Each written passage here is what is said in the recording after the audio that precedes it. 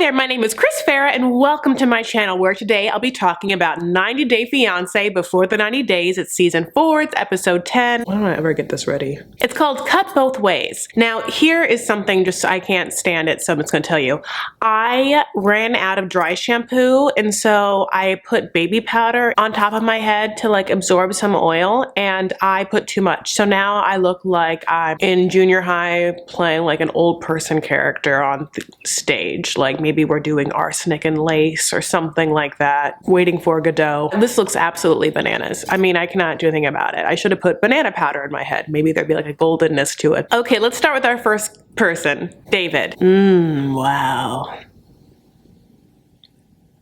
He gets to apartment 8 in some sort of socialist project housing and he knocks on the door, and is Lana there? No honey, she's living in a mansion with all the money she makes from all of these dumbass men. Who is there? Some nice gentleman who just gives all the information in the world. No, Lana's not here. I've never seen her. No one in this building even looks like her. Are you kidding me? I've lived here since 1995, honey. When we first moved in here, we still have to renovate. Oh my god, the wallpaper, you wouldn't believe it. But I've added this mint green, and who would have known? It still held up. He's lovely. And then David's just like, this is my girl. And the guy's like, oh no, she's absolutely not. I'll tell you. Women in my country, like they do this kind of stuff. And no, she's not. If she's your girl, I'm your girl. We're both not your girl. So David stomps out and he's like, I'm done. I'm done. And he's just like so sad. He goes back to Odessa, honey. He gets his stuff, gets to the airport. Now in a romantic movie, he'd be going through security all sad. There'd be like sad music playing. And then he would like traipse through on one of those like walking escalators, just like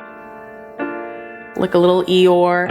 Maybe he'd stop and buy a book. He would look at a romance novel's cover and see the man and the woman together in absolute bliss, and he would sigh. Then he'd make it to his gate, and then at the gate would be a young blonde beauty, and he would look closer. Be like, is that Lana? But no. It's Anya. She's there with her laptop because the whole time she's been Lana. And a single rose that she got from that waitress where he left all those roses. Remember the 9 roses? Yeah, one of those. It's sort of dead now. But then she gives it to him and she says, it was me the whole time. And then he cries. He jumps in her arms. And they live happily ever after, but that's not what happens. He just gets back on that plane later on and is like, all it would take for her is just to log back on and message me. And I would say, wow. And we would all be right again. Okay, let's move on to Darcy and Tom. Honey, she is unpacking from her whirlwind New York one-day trip. I was wrong. I thought that he was going to confront her and come to her hotel room while she was in New York. And that's not what happened. So she's unpacking. She brought a lot to New York. Did she have some meetings? Why did she have all those extra Fashion Nova tops? And we get Tom. He's back in New York. And he reveals that he needed to express to Darcy all that he's been feeling. So he decides to write her a letter. He gets out his feather pen. Dearest Darcy, please forgive me for my outburst, for it is not how I want you to remember me. We have shared times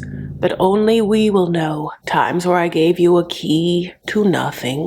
Times where you met my sister and she found you disagreeable. And I need you to know I loved you. For like 1 second. The second that I was able to get on TLC's 90 Day Fiancé and the weight that you've had to carry of my unrequited love. I should never have commented that I can in fact see. Cordially, Tom.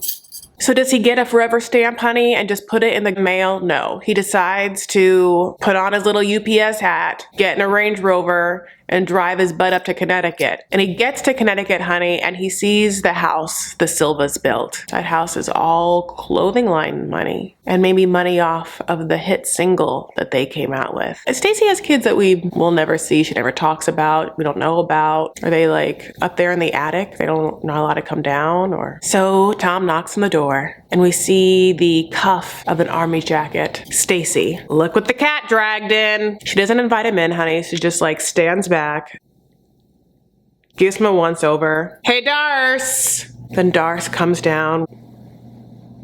Oh boy. And she listens to what Tom has to say. Just kidding.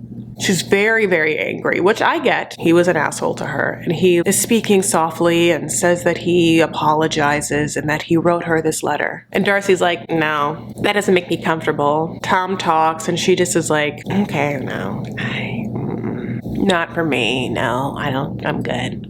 I don't believe it, so you want to come write a letter? What are you, Thomas Jefferson? And Stacy's just like, you tell him, Darce. Kids, get back in that attic. So Tom is like taken aback. Tom is taken aback. No, but he's upset because he really wanted to deliver this letter. And Darcy called a spade a spade. She's like, he is just trying to A, get the last word, B, be the nice guy. And I'm not going to have it. I'm not going to even give him the satisfaction or closure that I have to read his words and not say anything. So she's like, I refuse delivery. Return to sender, address unknown. I don't know how you know my address, but I guess. No such number, no such phone. Tom's like, he could drop it in the mailbox, which is what, of course, he should have done back in New York. But no, he just leaves it on her car. And Darcy goes back to her room, and Stacy's right behind her because she always got her back. Stacy's like, can you believe that? He cheated on you and he came here. Darcy's like, he just wanted to have the last word. I won't let him be the nice guy. He's not that. No, you don't get to do that to me. At some point, I have to stick up for myself, and this is the time and this is the place. So no. Stacy's like, yeah, but don't you kind of want to know what's in that note? And then so Stacy marches down because she's in an army jacket, so she's used to marching, goes and gets the note, and Darcy's like, rip it! Rip it! Rip it! Shh. And Stacy throws it in the garbage can. Not recycling, even though it was paper. I really need to know what's in that note. Multiple choice here. A, do you think Darcy went and got the note when the cameras were gone? B, do you think Stacy got the note when the cameras were gone? To like shake off the pencil sharpings from all of their eyeliner. Or C, the producers. Since we don't get a tell-all because of like the whole COVID thing, I would be happy with just a 30-minute special of Lana reading that letter. You know who else would be happy about that? David and his like crazy Russian accent fetish. Yeah, read that letter. Also, did you notice in the scene with Darcy and Stacy, at some points Darcy's right areola was out, and some points Darcy's like left areola was out, and sometimes they were both out, taking turns? Honey, those were tits on a shelf. What's the shelf life for those tits though? Meanwhile, Tom so badly wanted to like be like, I'm rational, I've lost weight, but he's in the car showing his true colors. Darcy will wake up 55 and alone and wonder where the hell and why it happened. Move on if you're moving on. Okay, Stephanie and Erica, they decide to just put all their squabbles behind them and start over. So then they go on a boat, and guess what? Stephanie's afraid of everything. People and boats and water and intimacy. Then they go talk to some nice guy. Okay, up next is Jeffrey and Varia. So Varia's mom is like real not into Jeffrey. She's just like, think about it, then think one more time, and then don't be with him. They're saying goodbye. She's crying over her daughter. Jeffrey's like, bye. And that mom is just like, I knew the way when you were folding those pierogies in the first scene I met you that there was something up. And now they're gonna go camping with Igor. Oh my God, what a delight Igor is. I mean, he is just fun. What does he see in Jeffrey? Igor is lovely, jovial, nice. He's into hunting and fishing and drinking vodka, honey. And who doesn't love a fun drunk who could live off the land? He's a pioneer drunk. Then they're making like what looks like a chicken kebab over fire. By the way, that chicken kebab looks so good. Little onion on that sphere. And like they're having a conversation. Igor's like, what made you pick each other? Where you were on the internet, like boop, boop, boop, boop, boop, and you saw each other and was like, awooga, awooga. He's like doing the most because he like can't really speak English that well. And I mean, Jeffrey doesn't speak Russian at all, like how they become friends. I literally have no idea. But okay, what made you pick a Russian girl when you can go to America and have Kardashian? Is Igor's perfect woman Darcy? Maybe Darcy should be with Igor. She likes him European, she likes him burly. He'd fend for her, and he'd probably dig her poop hole. What else do you need in a man? That is what happens though. Jeffrey like excuses himself to go to the bathroom, and then he has to take a shovel to dig himself a hole for him to poop in and then bury it back up. Is that just gonna decompose? Is that how that works? I don't know think about this, but yet I did. When Jeffrey takes that time away, Igor's like, what's happening, Varia? Are you into it? She's like, you know, we're working on some things. I don't quite know everything, but you know, I'm here. Varia likes Igor. I want them to hook up. But But then like Jeffrey would kill them both in this forest. I can't even, you know what? I don't even want to talk about Yolanda. This is so dumb. So I will just say this. Yolanda has another conversation with her kids. Yolanda has an accent that like people have told me is maybe like Baltimore or something, or Washington, D.C. Both of those things are interesting to me. And she tells her kids that she got a DM from someone named Sweet. And I like really went in on like what that name could be. And I like to think it's Sweet Tits. You can leave a comment below what you think this person's screen name actually is. Maybe YouTube will ban your comment, but if they give me the option, I won't. I'll approve. Her kids are like, Mom, have you never seen Catfish? It's so dumb. Let's just go ahead and Google image search, which we should have done 1 billion years ago.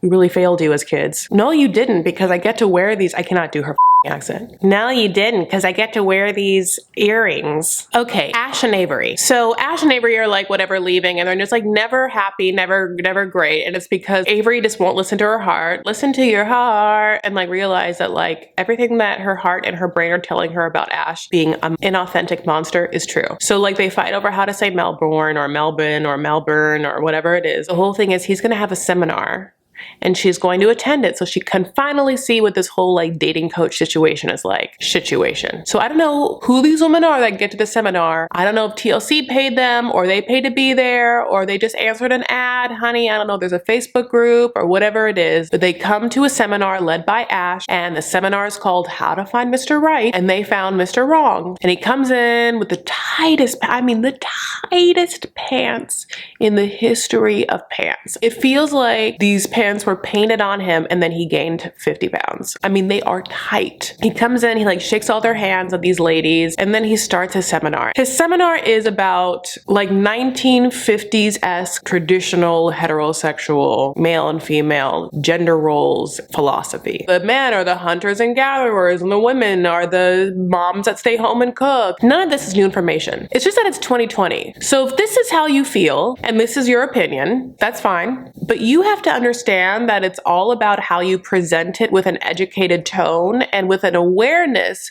that we have moved past that very simple thought that can be closed-minded to the myriad of people and the spectrum of sexuality and gender roles that are today. Again, if this is your preference to live this way, God bless it. Everyone should be happy. But at the same time, to preach it in such a way as if this is how it is for everyone and the right way, you better be on your laurels. You better be dotting your T's, crossing your I's. No. You better be crossing your I's. No. You better be crossing your T's and dotting your I's. But this man just literally watched like a YouTube seminar of someone else talking about it and then like made 3 notes in his head, didn't read the notes before the seminar, and tried to regurgitate it. And all these women in the first 60 seconds are like, oh God, why am I here? He's seeing all their faces drop. He's like, some women are asking them questions and he is just like swallowing and stuttering and blinking and eyes open and just malfunctioning. He is like man hater, he-man woman hater. At one point, he like checks his phone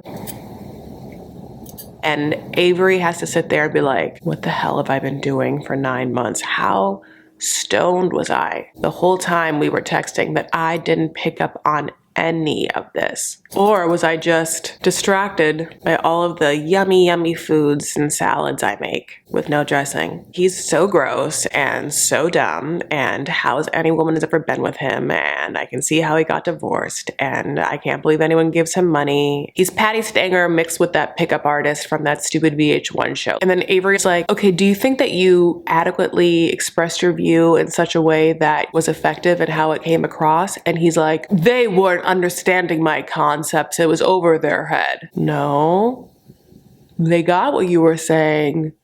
They hated it. And they hate you. And for the first time, he just is like, I can't do this anymore. I can't lie to you. I can't try and sugarcoat things. This is who I am. Now you've seen it. He was backed into a corner, honey. If the cameras weren't there, he would like push her off into the pier and ran away. The only thing we found today was Mr. Wrong jeans on a wrong person. Lisa and Usman. So they need to go back to mommy and see what they can do because they're going to leave soon and they need to get married. There's a reason for them to be on the show. It's not 90-day girlfriend. So Usman calls his mom. His mom's like, oh my God, this again? Okay, get on over. She sits down and then Lisa puts her like black Michael Kors bag down and it's dropping like a D in dirt, honey. It's like Usman tries to plead his case. He's like, look, there are better jobs in America I can make more money in America and we'll come and see you all the time. And the mom's like, you know what? I got that elder sister. I got that younger sister. I got your Muhammad brother who's like real chill. I've never liked you. So you can go. And they get mom's approval, honey, and they're so happy. So then Usman has to like go buy a ring, right? Because Lisa's made one thing perfectly clear, which she wants a proposal. She's just like Darcy. And then so he takes brother Mo and they go a shopping and he's like, you know, bro, it's real intense with this one. She can be very controlling. She's very domineering. You know, Ash is watching this episode being like, this is what I was trying to say. You think the brother's gonna be like, here's some advice for like how to deal with that. But the brother's like, just think what you have done to her to make her upset. And he's like, what, make amazing music for her? That's what I've done. So they go and buy some fruit. Honey, I love some street fruit, so I get it. But one time I ate street figs in Lebanon, I threw up for 2 days. But okay, this is fine. They gotta pay for the street fruit, so Usman's in that Michael Kors, honey. He's in it to win it. Digging deep. He's like, this whole purse will be mine soon. And then they're sitting down, eating their fruit, and I made this joke already, but Lisa's like, the one thing I told you is that you have to propose to me. You have to get down on bended knee. Down on bended knee. Like boys to men, and propose to me. And he's like, I know that already. I've already bought that stupid ring you want. But before we even do this, can you stop telling me what to do? In fact, don't tell me what to do. In fact, you're too controlling. You're too dominating. I'm going to have the last say in the house. I'm going to have the only say in the house. I'm the man. This is what I want. I don't like it when you tell me what to do. And Lisa's like, no. I'm the doctor here. I wear the pants. Okay, final couple is Ed and Rosemary. So they decide to say goodbye to Prince. Ed takes like a long time to say goodbye to Prince for the fact that he doesn't care about him at all. And he's like, bye-bye, Prince. Don't worry, you'll be in good hands with your family who you been raised by this whole time. Then they go to like this special island that's like very, very resorty. And Ed decides to give Rosemary some presents. Is it anything that she really needs? Now that he's seen how she lives, there really is a litany of things that'd be really great to give her. He gives her a negligee, which is a gift for him. And then he's like, that you have terrible breath. Here's some toothpaste and some mouthwash. And she's like, I brush my teeth. I know what you're doing. I have an ulcer. I did a little research. So I guess what happens is you can have like a bacteria situation that creates an ulcer that also creates bad breath. Okay. First of all, the fact that Ed has this conversation on camera is horrifying. That's like doing her so dirty. And by the way, when he finds out the fact that like his beloved has like a full-on health issue, does he try and get her help? No, he just wants to embarrass her on TV. When he looks like that. Are you insane? Are you insane? This woman has had sex with you and you look like that and you have the audacity to say anything to her? I mean, he's been saying everything. She needs to shave her legs for him. She needs to not have an ulcer for him. She needs to leave her kid at home again and go out with him again because he can't stand to be in her house. Like, what? You are the most selfish little monster I've ever heard of, ever seen. Do you know what you look like? Do you know what she's giving up to be with you? She has to ignore what she sees all day long. You really attracted to me? No, she's not. But she is not going to embarrass you on national television by being like, you're hideous, until he's done this to her. And then she's like, you're ugly. You're ugly. I've been holding it back. It's on the tip of my tongue. You're ugly. You're ugly. You're ugly. You're ugly. You're the ugliest person I've ever seen. You are just in every single moment a monster, a no-neck monster who somehow like has the gall to come after me for anything when you should be on bended knee like Lisa wants, thanking your lucky stars that I would even let you massage my feet. I don't care. I don't care that he has a deformity. If you're gonna like go around and be that shitty to people, like, you like literally get off on asking her and her family if they're happy the way they live when they are so beneath you, social and economic wise. It's repulsive. Honey, like they go on the beach and then like monkeys or something. I missed this part, but like I guess like monkeys attack him and she's just like, do your work. And then they have dinner that looks like a bachelor or bachelorette date. And he's like, did you know that your sister asked me for money? By the way, I heard that she asked him for $75. You see how your beloved lives. And the fact that he didn't immediately take out the $75 and hand it to Maria. Here you go, you need this. It's obvious. I care about this woman, whatever happens, she has a child that somehow calls me daddy. Here you go. I'll take some extra headshots for some models in SD. But he then is like, I don't want you to be with me for my money. Did you ask your sister to do this? I can't believe she doesn't just like get up and run. I hate him. You're the new Lyda. And then the next day she's like frolicking in his like bikini weird with boy shorts that he bought her in the waves, and he decides to call his bro friend, and he's like, bro, dude, hey, how are you? The dude's like, did you propose yet? He like knows what a horrible person Ed is, and so he's like, I don't want to have to make eyes with the person that you've talked into marrying you. And then he's like, no, not yet. She brought up this fact that she really wants kids, and you know, I don't want kids, and I don't know what to do. And the friend's like, you tell her? Is this a trick question? Is this a prank phone call? But Ed is so selfish. This whole time it's been about him, what he wants, how he feels, the STD test, what he wants about her breath, what he wants about her shaved legs, what he wants, validation that he's attractive by constantly asking her if she finds him attractive when no. What he wants was just to bring back someone who's going to be subservient to him and be so happy that she gets to have food the next day with no idea of what she wants. She's a young ass girl. She wants kids. If you were a kind, warm person with no neck, we would be on your side and I'd be singing your praises. If you were like trying to help this family, you know how poor they are. You think it was easy for Marie to ask you? I really want Rosemary to be on Cameo. Like, I hope that she is. You guys, if Rosemary is on Cameo, tell me or I'll try and look it up because I will pay for cameos from her. Okay, well, light times here at Chris Farah's YouTube. Thank you guys so much for watching this with me. And if you are mad at me after this video, I don't care. I don't care. He has shown no mercy and no grace, so why the hell would I? Also, it's my job to comment on these shows, so. Anyway, if you haven't yet, of course, you can join my private Facebook group. That is Vanity Farah on Facebook. Just search it. And please like this video. Please subscribe. Please comment. Please share. You can follow me on Twitter and Instagram. I'm at Chris L. Farah. The L is for lockdown. I love you guys. Thank you so much. Take care of yourselves and each other. Stand up for what you believe and make art, okay? Bye.